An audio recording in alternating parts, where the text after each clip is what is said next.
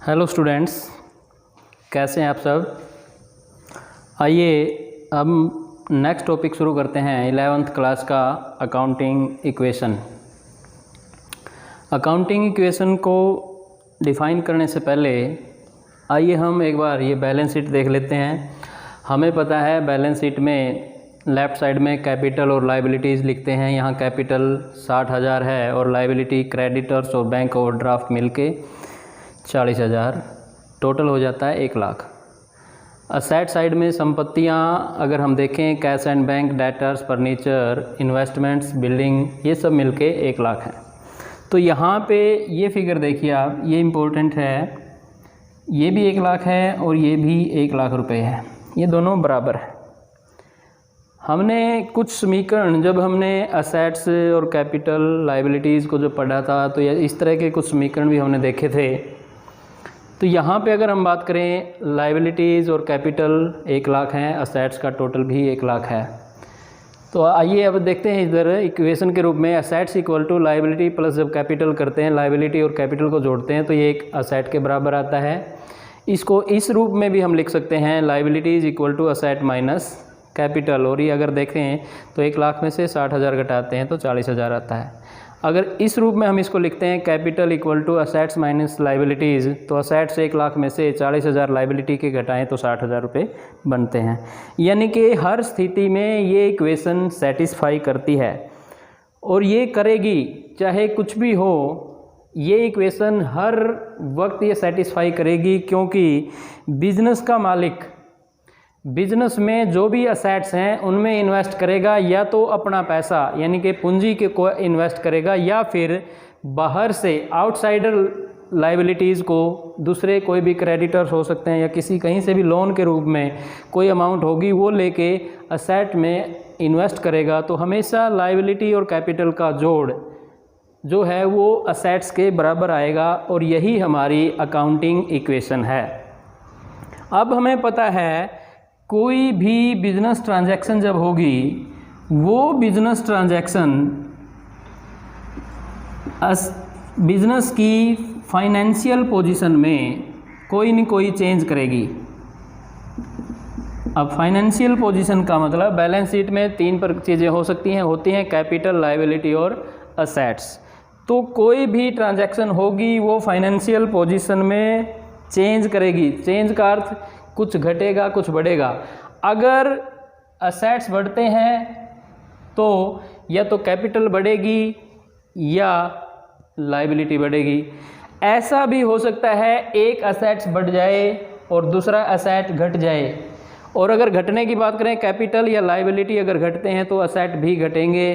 तो ये जो, लेकिन अल्टीमेटली जो बैलेंस है वो सेम रहेगा।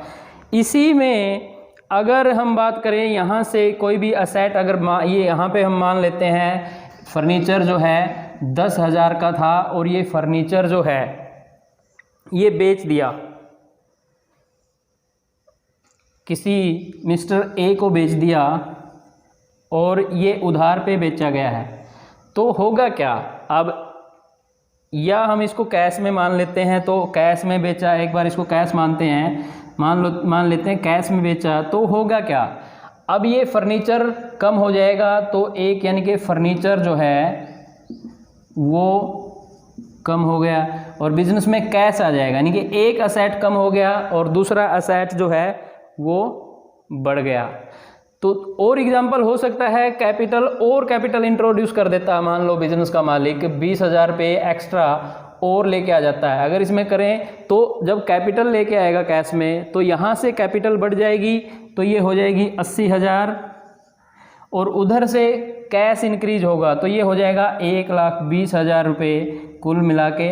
यहाँ से जब कैश बढ़ेगा 20,000 और ये 80 + 40 हमारी लाइबिलिटी थी, तो कुल मिला के फिर भी 1,20,000 और 1,20,000 कैपिटल प्लस लाइबिलिटी जो है वो असेट्स के बराबर होगी। और ये इक्वेशन हर समय सेटिस्फाई करेगी, बिल्कुल एक्यूरेटली ये बराबर होंगे दोनों।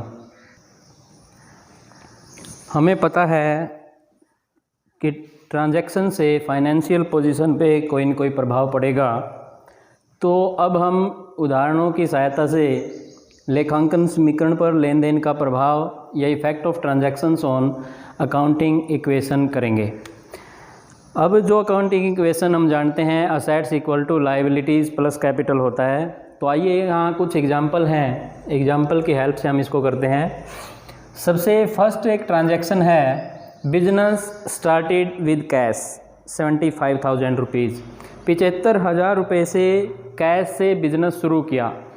अब बिज़नेस के अंदर, बिज़नेस एक अलग एंटिटी है, बिज़नेस के अंदर कैश आया 75,000 रुपये। अब ये कैश जो है ये असेट है और ये बिज़नेस के मालिक की पूंजी का काम करेंगे 75,000 रुपये। तो यहाँ पे इसको समीकरण को हम ऐसे लिख सकते हैं, कैश ये 75,000 रुपये हम इसको यहाँ पे लिख देते हैं और लायबिलिटी कुछ नहीं है और यहाँ पे 75,000 रुपये कैपिटल के हमारे पास आ गए।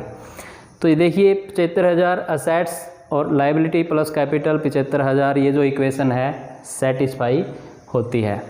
फिर अगर हम दूसरे एक और ट्रांजैक्शन हो जाती है इसी में, परचेज फर्नीचर फॉर कैश 5,000 रुपये, 5,000 रुपये से नगद एक फर्नीचर ख़रीदा है। अब फर्नीचर ख़रीदा है तो फर्नीचर क्या है, एक असेट है, तो ये बढ़ जाता है। और कैश में ख़रीदा है तो कैश जो है हमारा 5,000 से कम होगा। तो देखिए इसका इफ़ेक्ट क्या होगा, यहाँ पे जो है 5,000 रुपये कम हो जाएंगे और यहाँ पे फर्नीचर और लिख देते हैं हम। तो ये फर्नीचर 5,000 से इंक्रीज हो जाएगा। लायबिलिटीज़ में कोई फ़र्क नहीं है, कैपिटल में कोई फ़र्क नहीं है। तो ये इफ़ेक्ट होगा अकाउंटिंग इक्वेशन पे। हमारे पास कैश था 75,000 रुपये, उसमें से 5,000 का हमने फर्नीचर ख़रीद लिया, तो कैश अब बचेगा 70,000 और 5,000 का हमारे पास फर्नीचर बढ़ गया। तो कुल असेट्स जो हैं, तो यहाँ पे नई जो इक्वेशन होगी वो इस प्रकार बनेगी, 70,000 प्लस 5,000 और ये अगर हम इधर करेंगे तो 0 प्लस 75,000। तो यहाँ पे हमारा इक्वेशन अभी भी सेटिस्फाई करती है। ये है हमारा दूसरी ट्रांजैक्शन का इफ़ेक्ट।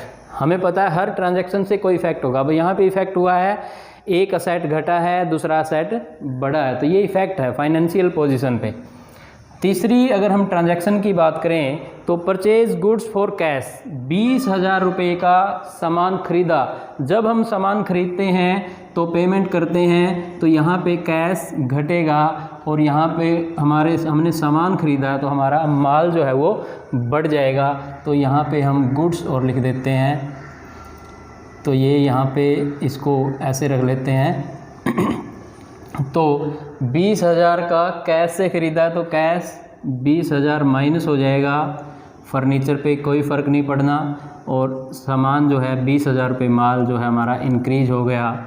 और इधर से लायबिलिटी प्लस कैपिटल के ऊपर कोई इफ़ेक्ट नहीं। अब फिर से हम न्यू इक्वेशन अगर बनाएंगे इसकी, तो देखिए इक्वेशन क्या बनती है, 70 माइनस 20, 50,000 रुपये प्लस 5 55 और प्लस 20 75,000 इसका टोटल बनता है। और यहाँ पे ये 75,000 में हमारे कैपिटल के एज इट इज़ है। तो यहाँ फिर से देखिए इक्वेशन सेटिस्फाई करती है, assets equal to liabilities plus capital. Next अगर हम बात करें फोर्थ जो ट्रांजैक्शन है, ये ट्रांजैक्शन है purchase goods on credit rupees 16,000। अब जो है सामान उधार पे ख़रीदा है। जब हम उधार पे ख़रीदते हैं तो हमारी देनदारी बढ़ जाती हैं और उसको हम बोलते हैं क्रेडिटर्स। तो इसका इफ़ेक्ट होगा, हमारे जो क्रेडिटर्स हैं वो इंक्रीज हो जाएंगे और इधर से हमारा जो है माल बढ़ जाएगा, गुड्स बढ़ जाएंगे 16,000 से। तो यहाँ पे इसका इफ़ेक्ट होगा, गुड्स प्लस हो जाएंगी 16,000 से और इधर हमारे क्रेडिटर्स बढ़ जाएंगे 16,000। यहाँ पे हम क्रेडिटर्स लिख देते हैं इसको, ये हमारा क्रेडिटर्स हो गए। कैपिटल पे कोई फ़र्क नहीं पड़ेगा। फिर से हम न्यू इक्वेशन बनाते हैं और देखिए न्यू इक्वेशन 50,000 कैश, फर्नीचर 5,000 और इसके बाद ये बड़ा है 36,000 गुड्स, 16,000 क्रेडिटर्स प्लस 75,000 हमारी कैपिटल। इसको जोड़ेंगे तो ये 91,000 बनता है और इसको भी जोड़ेंगे तो 91,000। इक्वेशन यहाँ भी सेटिस्फाई करती है, तो जो कि हर जगह करेगी अगर हम कहीं लिखने में या कोई मिस्टेक नहीं करेंगे तो। अब आगे है नेक्स्ट जो ट्रांजैक्शन है, goods costing ₹12,000 sold on credit for 15,000। अब यहाँ ध्यान दें, सामान जो गुड्स थी हमारे पास जिसकी कीमत थी 15,000, वो बेचा 15,000 में है और उनकी कीमत थी 12,000। तो यहाँ पे 3,000 रुपये का हमें प्रॉफिट हो जाता है।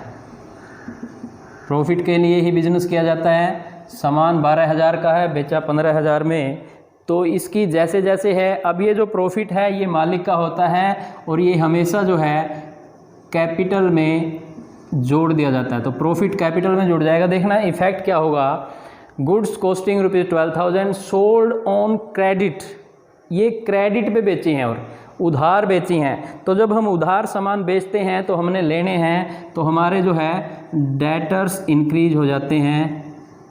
तो ये देखिए, तो इसका नेट इफ़ेक्ट क्या होगा, सामान यहाँ पे गुड्स जो हैं 12,000 की, तो यहाँ से 12,000 गुड्स में से घट जाएंगे और फिर यहाँ पे डेटर्स लिख लेते हैं। तो हमारे डेटर्स, क्योंकि 15,000 ही हम उनसे लेंगे, फिर लाइबिलिटीज़ में कोई फ़र्क नहीं होगा और 3,000 जो प्रॉफिट है उससे कैपिटल हमारी इंक्रीज हो जाएगी। यहाँ 0 लिख देते हैं, यहाँ 0 लिख देते हैं।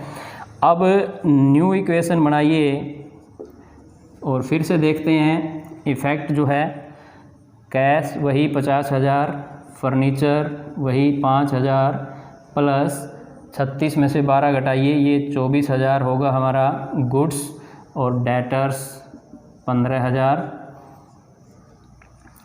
16,000 क्रेडिटर्स प्लस 78,000 हमारे कैपिटल हो जाएगी। और इसका अगर टोटल करके देखते हैं ये होगा 94,000, और इधर से करिए 55 और 15 70 और 24 94,000 हमारा इक्वेशन यहाँ भी सेटिस्फाई करती है। तो हर जगह जो हमारी अकाउंटिंग इक्वेशन है ये सेटिस्फाई करेगी।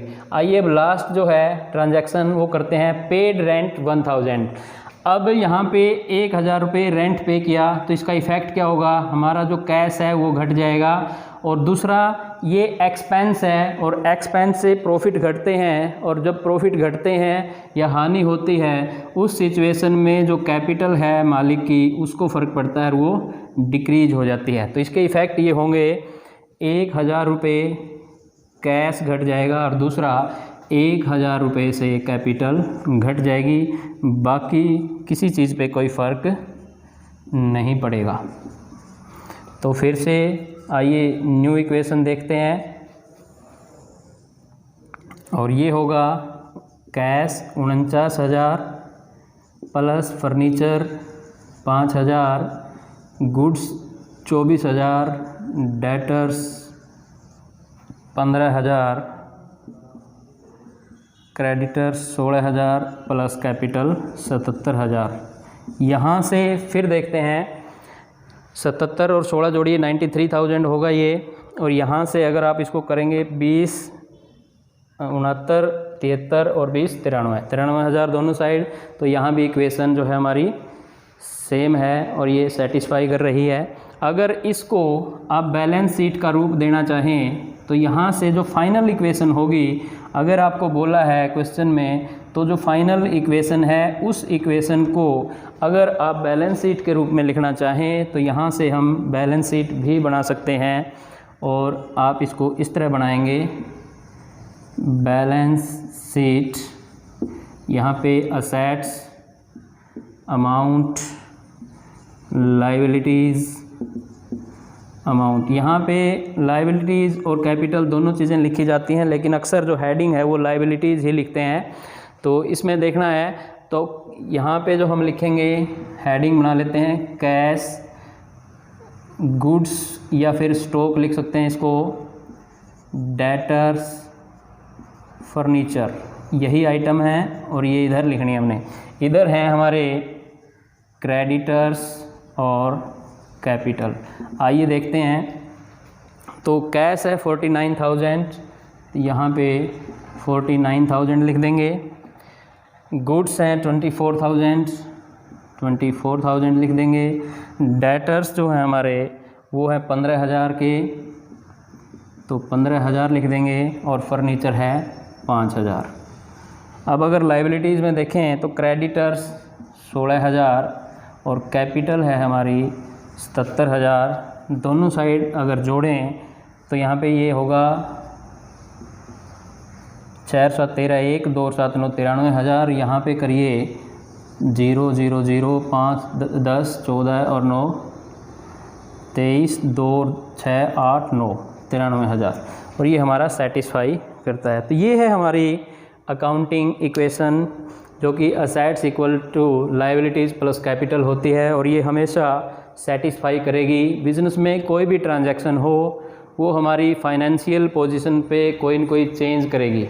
चेंज का अर्थ, अगर लायबिलिटी घटती है तो उधर से असेट्स घट सकते हैं, कैपिटल घटती है असेट्स घट सकते हैं, लायबिलिटीज़ या कैपिटल बढ़ रही हैं तो असेट्स बढ़ सकते हैं, या ऐसा भी हो सकता है एक असेट बढ़ रहा हो एक घट रहा हो। जैसे हमने यहाँ पे देखा था 5,000 कैश घट रहा है और फर्नीचर बढ़ गया, तो ऐसा हो सकता है। कोई ट्रांजैक्शन ऐसी भी हो सकती हैं। ये देखिए यहाँ पे कैपिटल पे भी इफ़ेक्ट आया है और एक असेट बढ़ा है एक घटा है और कुछ फ़र्क जो है कैपिटल पे आया है। तो ये है हमारे effect of transactions on accounting equation. तो ये हमारा टॉपिक है अकाउंटिंग इक्वेशन। उम्मीद करता हूँ आपको ये समझ में आया होगा।